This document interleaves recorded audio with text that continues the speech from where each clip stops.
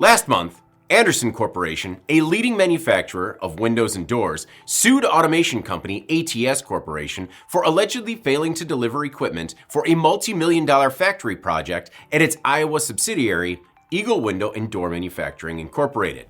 Andersen claims it poured millions into the facility to increase production of its high-end E-Series windows for the custom home building market. Andersen claims ATS missed deadlines, demanded millions in additional payments, and halted work on the project altogether, citing, quote, poor project management that made the equipment 860 days late. Well, late last week, ATS filed an answer and counterclaim, as well as a motion to dismiss against Andersen Corporation and Eagle Window and Door. Matt Robinson, Director of Corporate Affairs and Communication at ATS, reached out to Industrial Equipment News to shed a little more light on the situation. Being a publicly traded company working with confidential customer information, ATS is limited in what it can share.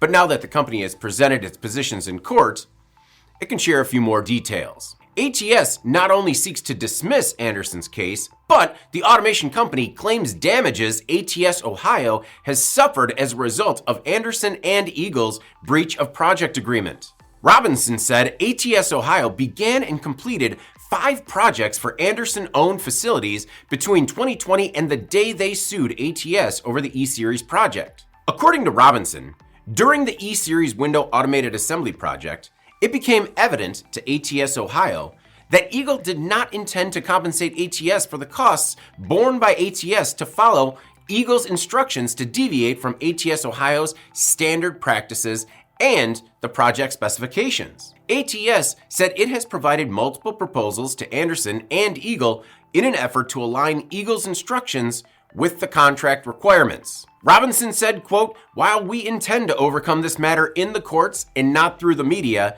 I did want to make sure that you were provided additional perspective and context on this matter. Andersen sued ATS for breach of contract and said that the delay has resulted in unspecified financial damages and postponed the launch of the new E-Series product. IEN reached out to Andersen and ATS, but the companies did not immediately respond to our request for comment. I'm David Manti. This is Manufacturing Now.